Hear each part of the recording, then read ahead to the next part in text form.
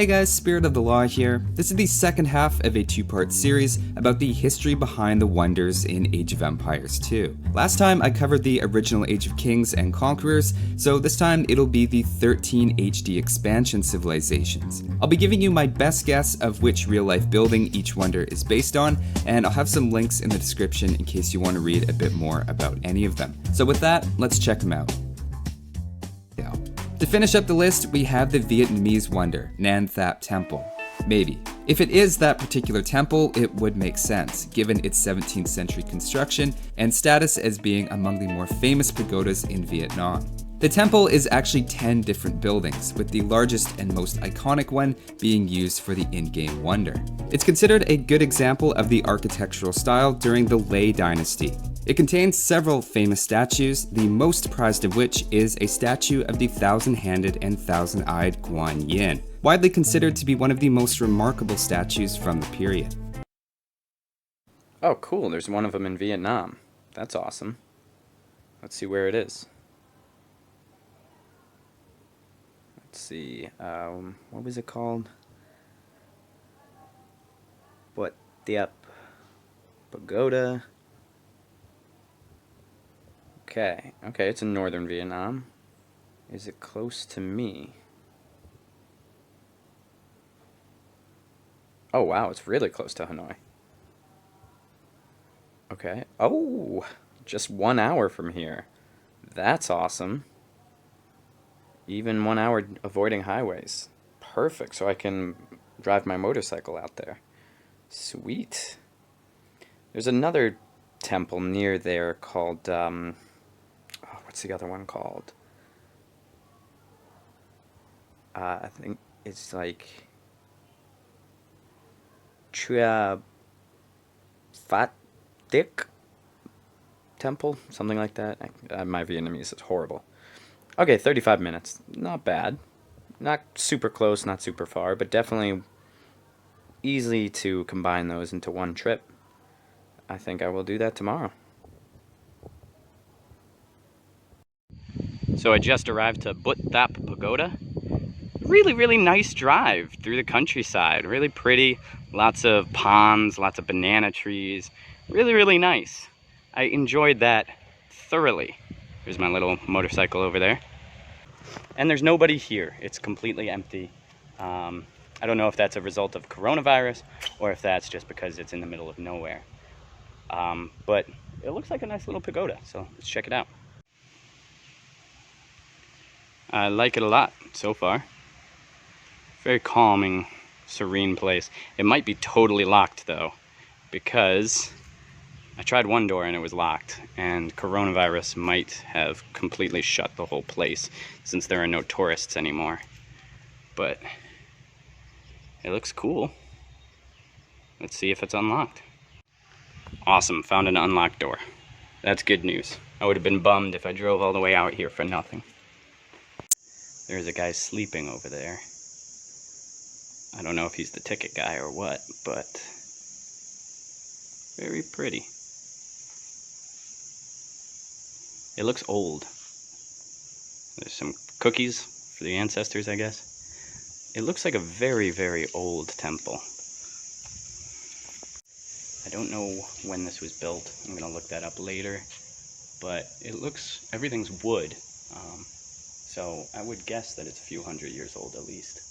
It doesn't look like a reproduction, and from everything I know, this is a very famous temple, so I doubt it would be remade.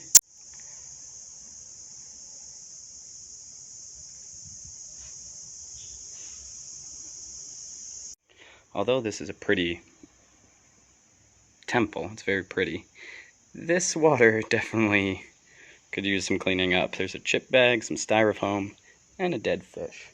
Not the most pleasant thing. There's a live fish over there, which I think his days are numbered because his pond sucks. But hey, at least the bridge looks nice. I love these wooden, like, rafters. It makes it just so cool looking. And this, like, long hallway with columns on the side, it just looks awesome. I love old temples like this. Old temples like this most of them are still in use today, which I think is really cool, just having part of the past still be relevant. And they're just really calming places. I really enjoy them. You know, I live in Hanoi right now, which is chaos incarnate. It is just so loud and hot and intense. I love it, but it's very intense. So it's nice to come somewhere here and just like relax, like get back to a calming kind of atmosphere. Aha, there's the pagoda, or at least one of them. Now that one looks like a reproduction to me. I could be totally wrong, but this one looks like it's more modern.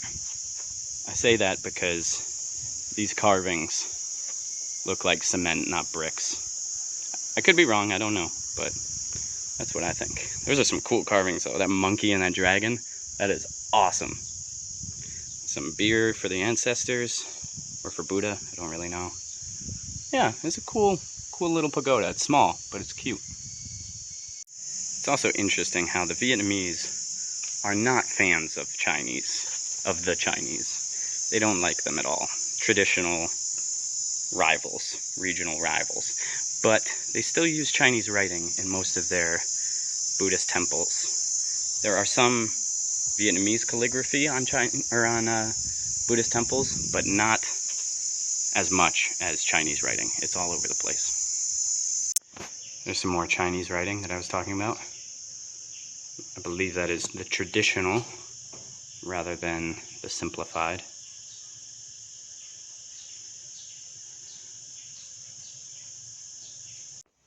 I've never seen this before. It's a pagoda inside of a building, which is unusual. Usually they're outside. So I've never seen that before. It's strange. Look at those drums. Those are awesome.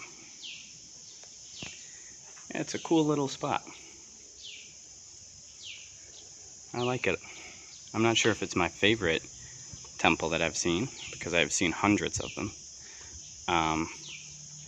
But it does look like the one in the video game, and that's the main reason I'm here, so that's cool.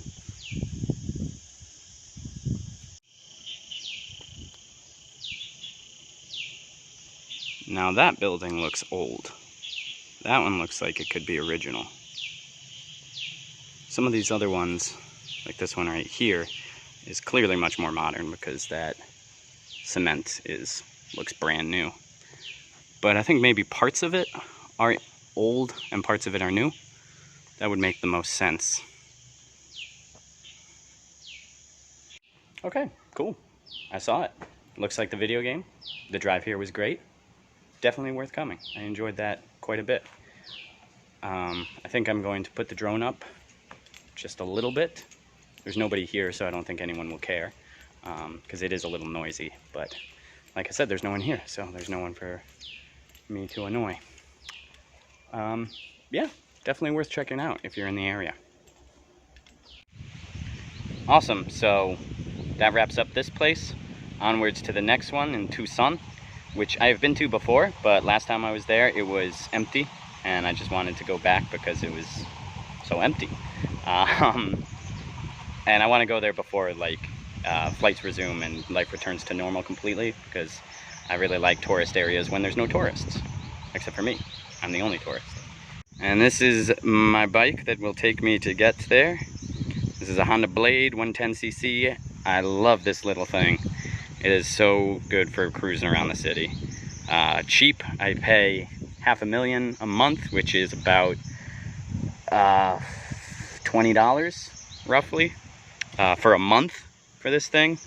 And it goes, man. It can go up to like 90 kilometers an hour, which is not slow when you're on a bike, and especially on the roads of Vietnam with all the insane traffic.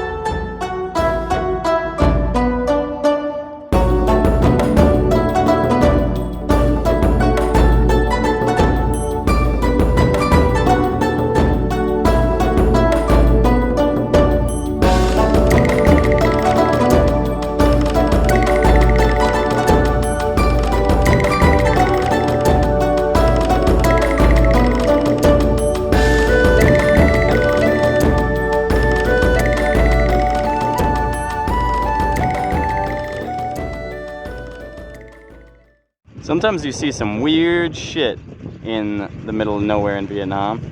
That's a hotel. I have no idea why it looks like that. That is a crazy looking hotel. Just Vietnam loves to just build weird, huge buildings in the middle of absolutely nowhere. It's interesting. Over there is where we're going. There's a Buddha and a pagoda on that hill, and that's where we're headed. So I made it to Phật Tích, which I'm sure I'm pronouncing wrong. Vietnamese is a really hard language. Not as hard as Chinese, but it's still hard. This one's on a hill, so you have to walk up a bunch of stairs, and they're covered in street vendors, so it's much less serene than the last one. As the crow flies, this is only about 2 kilometers away from where I just was, but it took half an hour to get here because I had to go down, cross the river, and all the way back. And the road was nowhere near as nice as getting to the last one. Getting to this one, trucks, dust, lots of industrial, ugly stuff. But here is nice. It's not as empty as last time I was here, because last time I was here was like a day or 2 after the shutdown ended. So there's quite a few Vietnamese people here. Still no Western tourists though, so better than if I was here during high season.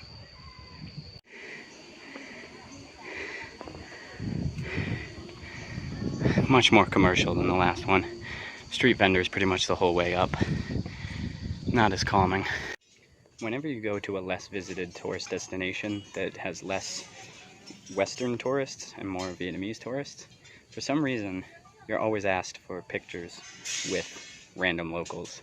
I don't really know what they do with the pictures, if they put them on Facebook or what, as like, hey, I met a foreigner today. I don't know what the point is, but it happens all the time. I've probably taken pictures with hundreds of random Vietnamese people, and Chinese people too, actually. I do it in China too. And it doesn't really happen anywhere else in Southeast Asia. Like, it doesn't happen in Laos or Cambodia or Myanmar or Thailand. It's only really China and Vietnam that they do this. I don't know what the purpose is. I mean, I'm happy to take pictures with them because that's what they want. I don't know what the point is.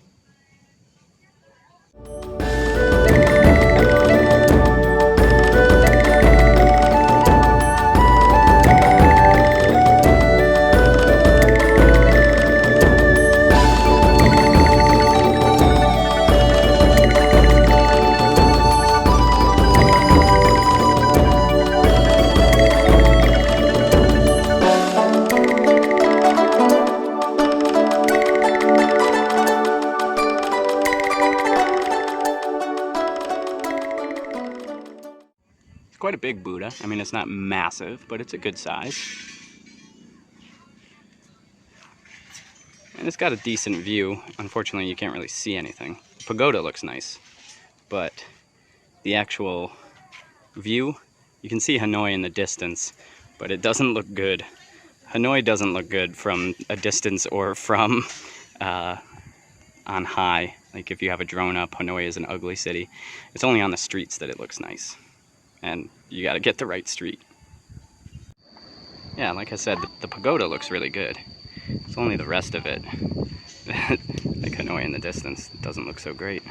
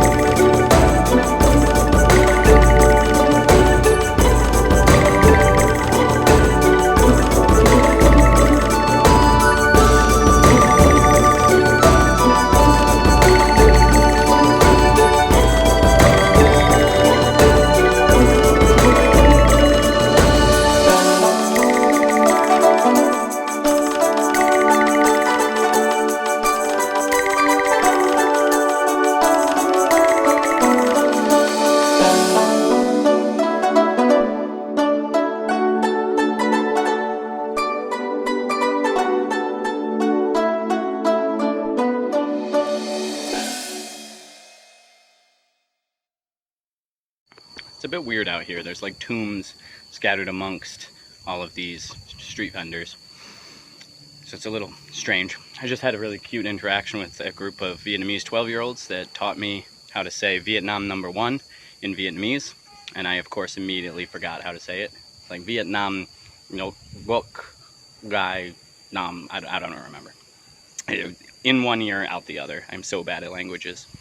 But yeah, this is a cool little spot. Not a whole lot of people here.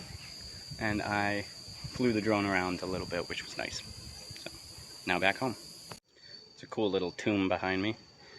I'm now headed home, back to Hanoi, and I will get there at pretty much exactly rush hour. I wish I brought my GoPro so I could show you the chaos and insanity that is Hanoi rush hour, but I forgot it at home. So, I guess that's it for today. See you next time.